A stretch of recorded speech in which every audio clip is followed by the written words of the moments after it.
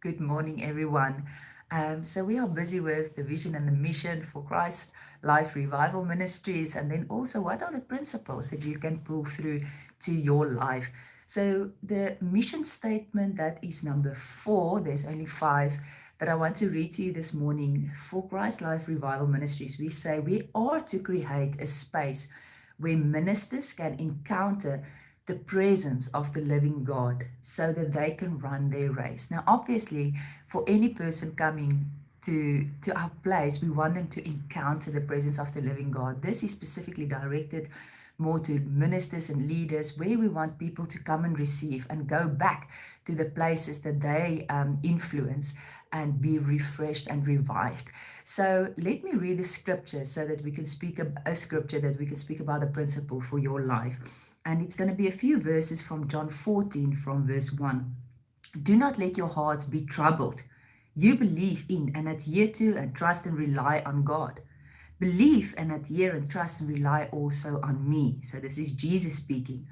In my Father's house are many dwelling places. If it were not so, I would have told you, for I'm going away to prepare a place for you. And when I go back and make ready a place for you, I will come back again and will take you to myself, that where I am, that you may also be, and to the place where I'm going, you know the way. So you see, Jesus is saying that when he went to the Father after the cross, that he went to the heavens, to the heavenly Sanhedrin, to prepare a place for us. Now that is a spiritual place. So he didn't go there so that one day when you die that you have a home in heaven.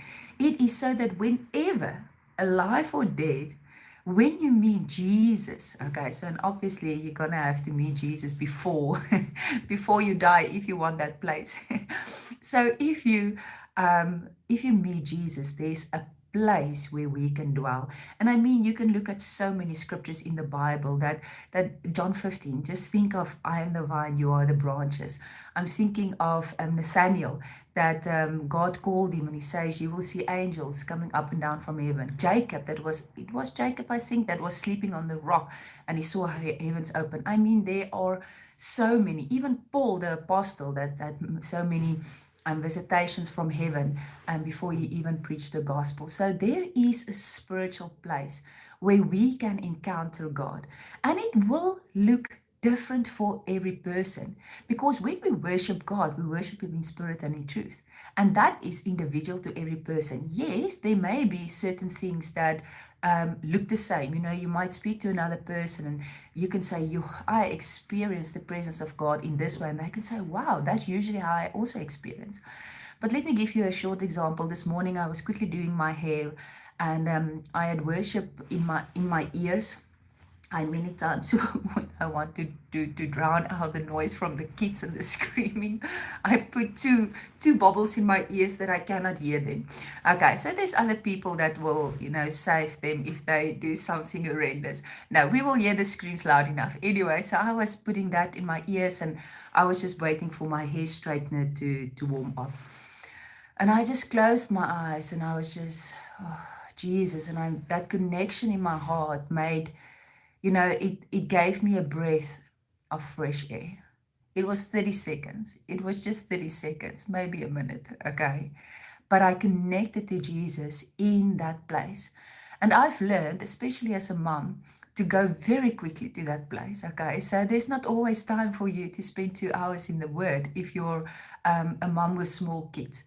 And maybe your job, or maybe you're traveling, or maybe there's certain things where you cannot sit for 2 hours at the Word, but you have so many spaces in between different things in the day. And I want to encourage you to go to that place.